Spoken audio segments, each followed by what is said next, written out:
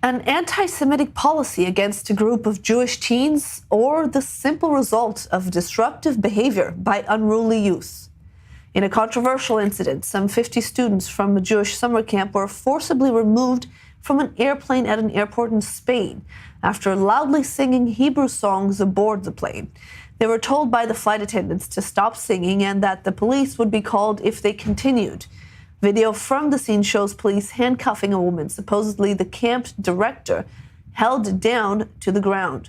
Witnesses say staff called Israel a terrorist state and made incendiary comments to the kids.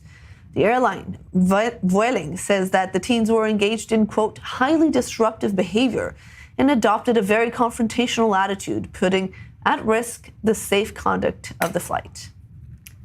And for more, we are joined by Simone Rodan-Benzaken, Managing Director of the American Jewish Committee in Europe. Thank you so much for joining us this evening. You have been looking into this incident.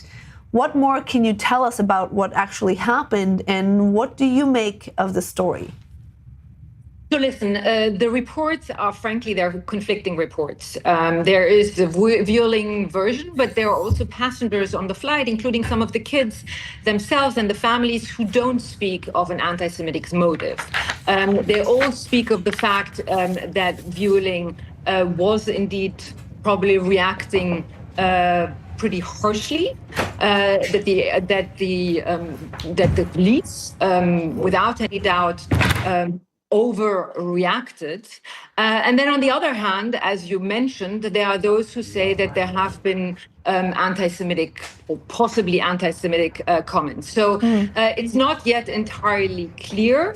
What it does seem clear, though, is that in any case, the company reacted and the police reacted very, very harshly. Let's not forget, these are 50 kids. That's what we're talking about. Young people between 10 to 14 years old, who were taken out of the plane, even if they were singing, even if they were shouting. I mean, this is what teenagers usually do.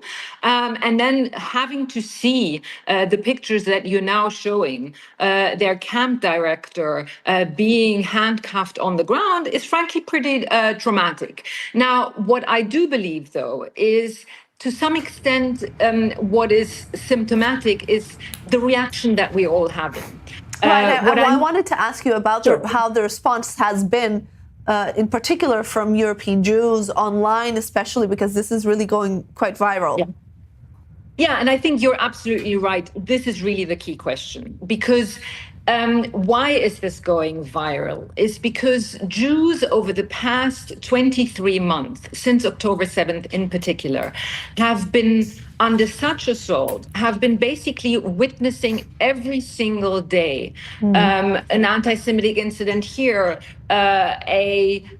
students in universities, demonstrations, anti-Semitic comments online by influencers.